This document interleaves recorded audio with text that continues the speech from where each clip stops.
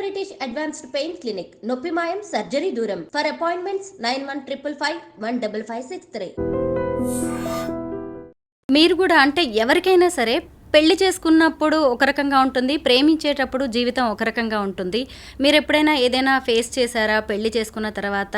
అంటే సొసైటీ నుంచి కావచ్చు, లేదంటే మీ ఇద్దరి మధ్య ఏదైనా అండర్స్టాండింగ్లో లోపాలు రావడం కానీ అలాంటివి ఏదైనా ఇష్యూస్?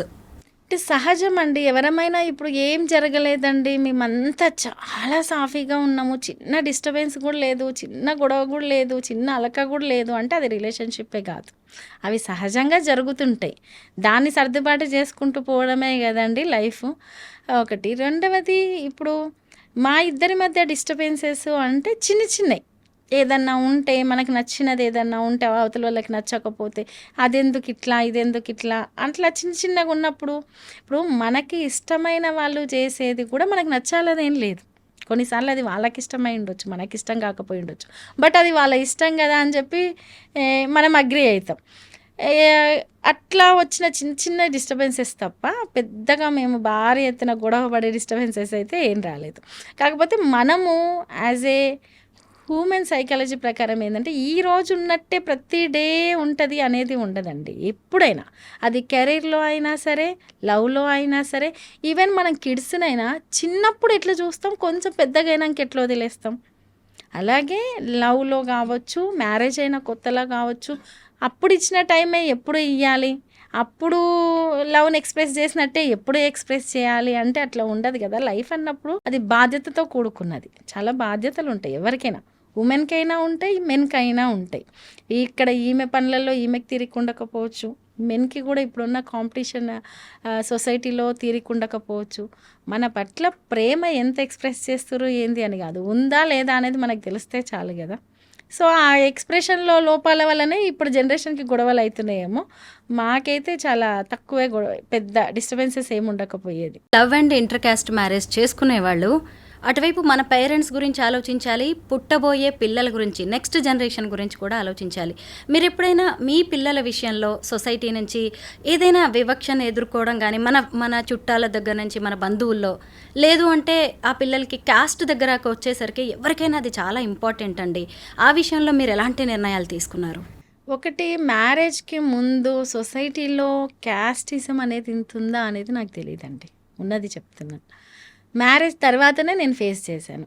అయితే దాన్ని మా వే ఆఫ్ లైఫ్ స్టైల్ కావచ్చు, థింకింగ్ కావచ్చు, మేము ఒక రూట్ అంటే మేము నిలబడే అది ఉంటుంది కదా, దానితో అధిగమించినాం ఎంతో కొంత. సొసైటీలో సహజంగా ఇంటర్ కాస్ట్ మ్యారేజ్ చేసుకునే ప్రతి ఒక్కరిని ముందలనకపోయినా వెనకాల ఏదో ఒక మాట ఇప్పటికీ అంటూనే అంటారు. అనరని మాత్రం నేను అనుకోను, రేపు కూడా, ఫ్యూచర్లో కూడా, నెక్స్ట్ జనరేషన్లో కూడా. అయితే ఆ టైంలో మనకి ఒక్కొక్క ఏజ్ గ్రూప్లో మనకు ఒక్కొక్క దాని మీదనే నాలెడ్జ్ ఉంటుంది. అది దాటిన తర్వాత ఇప్పుడు ఫ్యామిలీ లైఫ్, పిల్లల మీద మనం మ్యారేజ్ చేసుకుందాం అన్నప్పుడు పిల్లల వరకు ఆలోచించేంత నాలెడ్జ్ ఏడు ఉంటుందండి.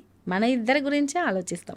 అప్పుడు ఇది పిల్లల మీద పడుతుందా, లేదు పిల్లల భవిష్యత్తుకి ఏమన్నా ప్రాబ్లం అవుతుందా, మన పిల్లల్ని ఎట్లా చూస్తారు, లేదు మనల్ని ఎట్లా చూస్తారు అనే ఆలోచనలు ఉండవు. ఎందుకంటే అప్పుడు వ్యక్తులుగా మన మనస్తత్వం ఏంది, మనం ఒకరికొకరికి నచ్చినమా, మన లైఫ్ జర్నీ బాగుంటుందా అనేది ఆలోచించుకుంటాం. కానీ జర్నీ చేసే క్రమంలో ఖచ్చితంగా డిఫరెంట్ మైండ్ సెట్తో కూడిన పీపుల్తో కలిసి ప్రయాణం చేయాల్సి ఉంటుంది లైఫ్లో. దాంట్లో ఖచ్చితంగా ఒకరు డిఫరెంట్గా చూస్తారు. అది పిల్లల మీద కూడా కొంత ప్రభావం ఉంటుంది, మన కెరీర్ మీద ప్రభావం ఉంటుంది. బట్ అలా చూసే వాళ్ళనే మీరు డిఫరెంట్గా చూడండి.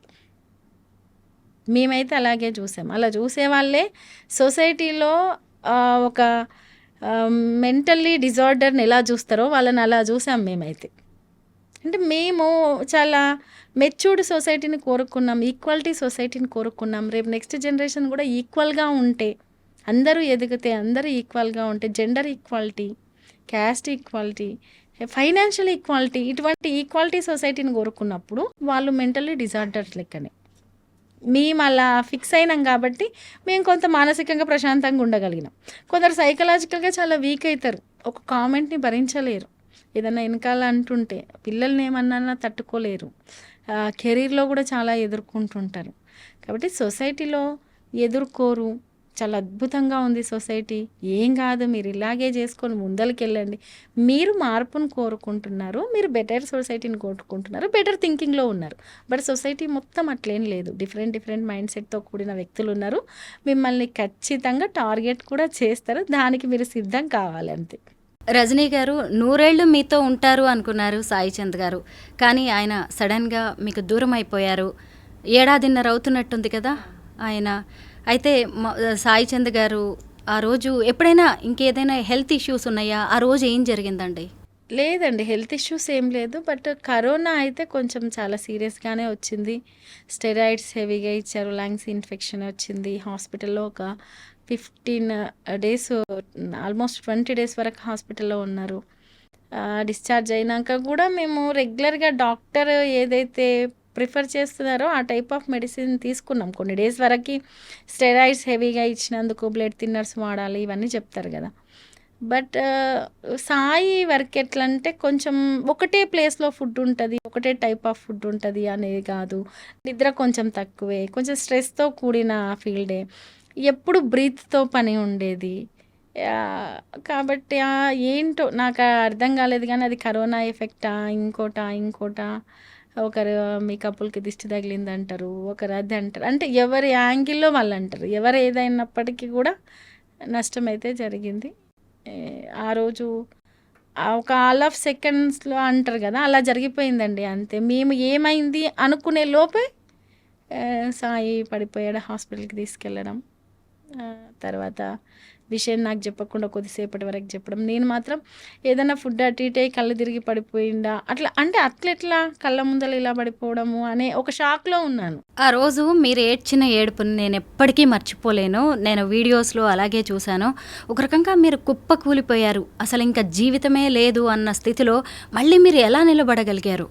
నిజంగా చెప్పాలంటే నేను చాలా నవ్వుకుంటూ ఉండే మెంటాలిటీ నాది. చాలా అంటే బిఫోర్ నన్ను చూడలేదు కాబట్టి నన్ను కొంచెం సీరియస్గానే చూశారు చాలామంది, కాబట్టి ఇలా ఎక్స్పెక్ట్ చేస్తారు. అంటే ఇప్పుడు ఉన్నదాన్నే సీరియస్గా ఉంటుంది అనుకుంటారు. నేను చాలా నవ్వుకుంటుండే మనస్తత్వము.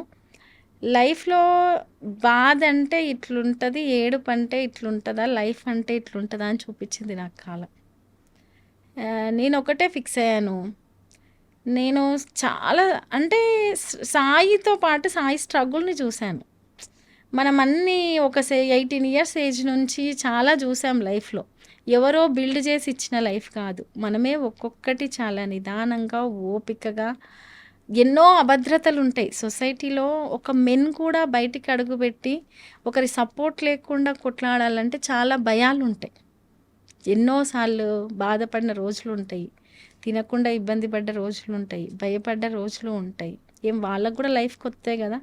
సో వాటన్నిటినీ అధిగమించి ఒక స్టేజ్కి వచ్చి ఇంకా ఎంతో లైఫ్ చూడాల్సి ఉంది. ఒక్కసారిగా పేక ముక్కల్లాగా కుప్పకూలిపోయింది కదా. ఒక 15 రోజుల వరకు అయితే నాకు ఏం అర్థం కాలేదండి, అసలు ఏమీ అర్థం కాలేదు. ఎవరు మాట్లాడినా నాకు వినపడట్లేదు, ఏం జరిగిందో కూడా అర్థం కావట్లేదు.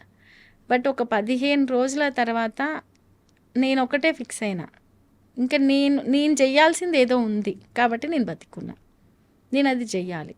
సాయి స్టార్ట్ చేసిన జర్నీ మిడిల్లో ఆగిపోయింది. ఆ జర్నీని నేను కంటిన్యూ చేయాలి అంటే ఫస్ట్ నేను నేర్చుకోవాలి, సొసైటీలో ధైర్యంగా నిలబడాలి, ఎవరేం మాట్లాడినా దాన్ని రిసీవ్ చేసుకునేయడం, అవసరమైతే తిరిగి అది ఇచ్చే తత్వం కూడా నేర్చుకోవాలి. అన్నిటికంటే ముఖ్యంగా ఏంటంటే నా కాళ్ళ మీద నేను నిలబడాలి.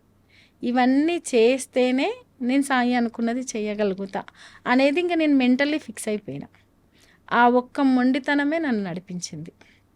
కొన్నిసార్లు ఒక పెద్ద యుద్ధంలో కూడా మొండి ధైర్యంతో పోతుంటారు చూడండి, వాళ్ళు విజయం సాధిస్తారు ఒక్కరున్నా. అంటే ఒక మూర్ఖుడికి మొండితనము డేంజరే, ఒక మేధావికి మొండితనం చాలా గొప్పదే. అట్లా ఒక మంచివాడికి అంటే ఒక్కొక్క లక్షణానికి మొండితనం యాడ్ అయితే ఒక్కొక్క రకమైన ఫలితం వస్తుంది అంటారు. అట్లా మొండి ధైర్యం అనేది నన్ను ముందరికి తీసుకెళ్ళింది.